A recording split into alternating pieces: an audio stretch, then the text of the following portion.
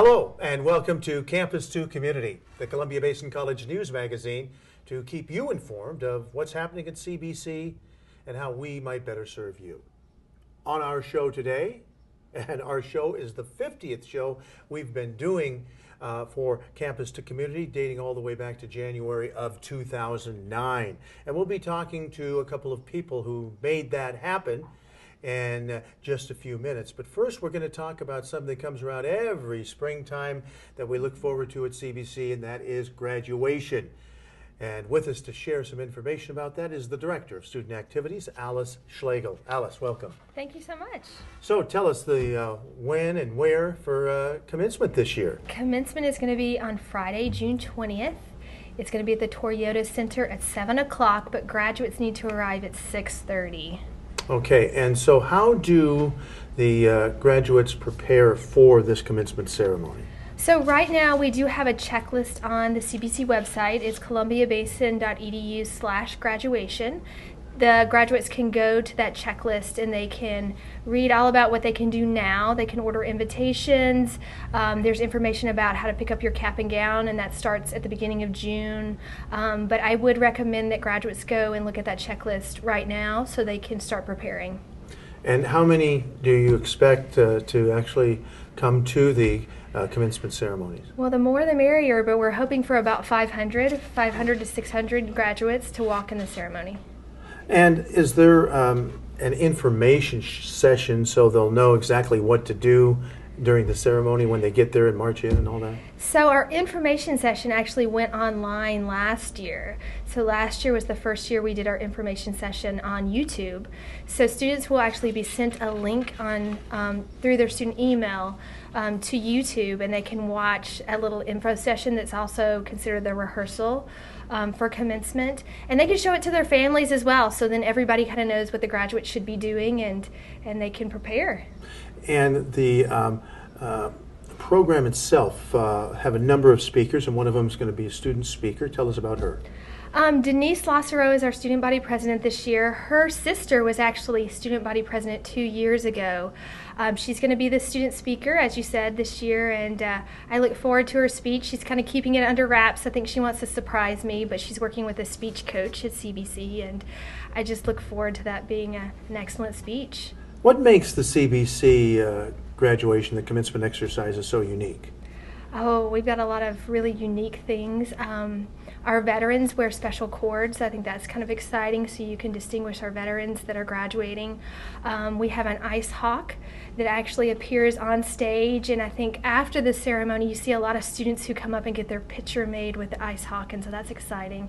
And then also the bagpipes. That's one of my favorite things about the ceremony, is the bagpipes at the very beginning. Wow. So don't be late. Fantastic. Well, we look forward to what will be the 58th commencement exercises at Columbia Basin College, so it's been around a while. And Alice, good luck with everything. I'm sure it'll come off without a hitch. Thank you so much. And we'll go back all the way to 2009 till now to talk about the 50 shows that we've done on charter communications for Campus to Community. Coming up right after this.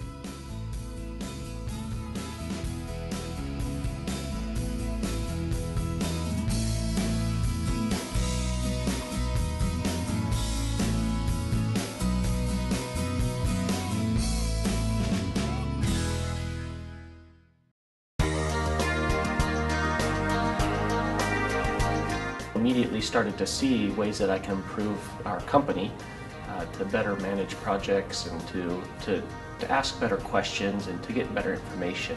Do you think all project managers should just take this? In a way, anybody who works on any project should really have project management experience. It would really help if everybody understood the concepts and principles.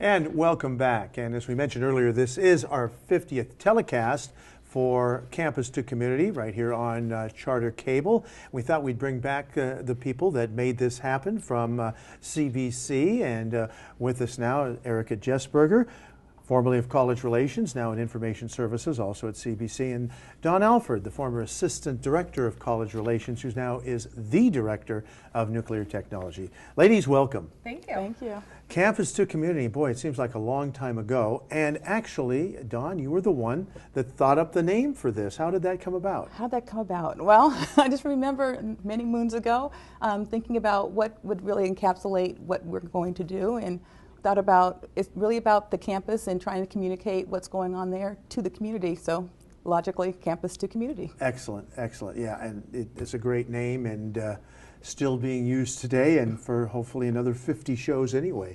So what do you both remember about hosting and producing your first show? Erica, we'll start with you. Being nervous. Yeah, and it doesn't get better. I'm still nervous. So that's probably what I remember the most. And I have to say, I do not remember my first show.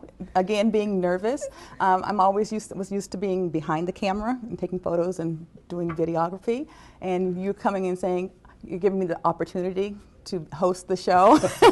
But I really appreciate it. And I remember you saying, one day you'll thank me, and I do want to thank you for putting me in front of the camera. Thank you. So what were some of maybe the biggest challenges you faced, maybe other than overcoming the jitters, whatever? For one, we tried to have a student on the episodes, on each episode, and I think they were probably the hardest to get to talk. You'd ask them a question, they'd give a yes or no answer and not really elaborate, even though you know you had talked to them before about it and you knew they had more to say. It's just when they got in front of the camera, they would freeze up. So I think that was probably the hardest part, and usually the students were a little bit more difficult to talk. Thinking back, I have to say that the campus as a whole, we have so many things going on and so many things to be proud of. And we only have 3 segments each month, and we really have to curtail and think about what to focus on. So actually choosing something that's timely and appropriate for the community. And I thought one of the big challenges in the beginning was the fact we learned very quickly that even if they don't talk very much, you have to do a pre-interview with them. Otherwise, you really don't know what you're getting. So true. Yeah. Let's talk about maybe the most satisfying interviews that you had on this show. Either one of you. I don't know. I have to say, for me, it's the students. I think working at a community college anyway, we do a lot, but really it's about the students, and being able to talk to different ones and finding out what their challenges were to even step on the campus, and then to see how they overcome it and they're so successful. So one in particular, my interviews was Michelle Smith, and she was a non-traditional student. And she started actually as an alternative student, and so she didn't think that she could do anything. She became a parent and everything, and in her later years decided, I'm going to go to school, and she's flourished. She's met all of her goals. She's now a nurse. Wow. So it's just incredible. Yeah, the community college students are amazing, and I think when we talk about our favorite interviews, mine just goes back about a month ago to our 2 academic all-stars, Shui Zin and Amjad Shakarji, and the fact that there's our 2 top students, both of whom are refugees, one from Syria and one from Burma, and actually was rescued from a refugee camp in Thailand. And boy, they have made the most of their opportunities since they've been here. And when asked to compare the 2 worlds that she's lived in, Shui says, well, in my old world, I lived in a hut and I played in the dirt. And yeah, just kind of makes your eyes water. So very much so, the students. What do you think the impact of Campus to Community has had on CBC?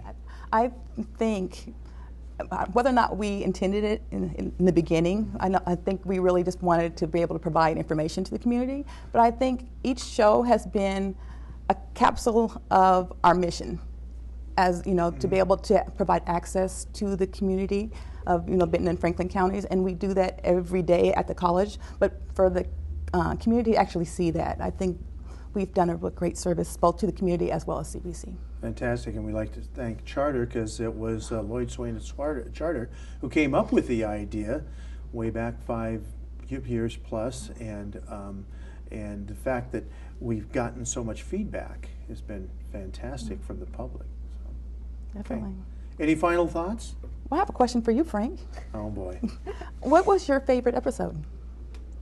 My favorite Yeah. Well, it was, like I said, a month ago with Shui With Shui. and Amjad. I was just so taken with those two individuals and their gratitude to be able to be in this country and have the opportunity to go to college.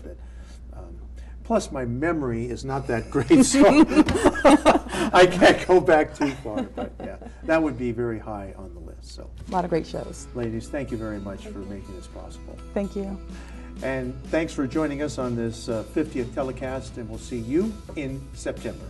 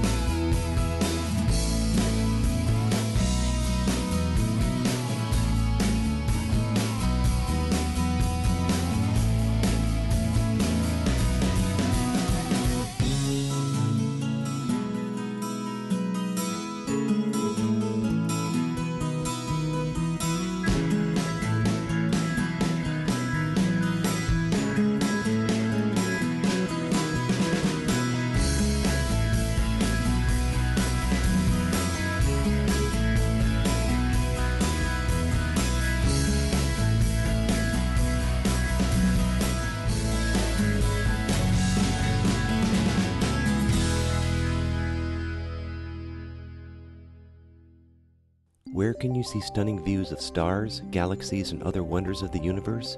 Visit the Bechtel National Planetarium at Columbia Basin College. Take a guided tour of the night sky under a spectacular dome in the Community Enrichment Foundation Theater, where you can learn about phases of the moon, planets, constellations, and other fascinating objects in deep space. Science and educational films for a variety of age groups are also displayed on the planetarium dome. Look up into the night sky. Learn more about our universe.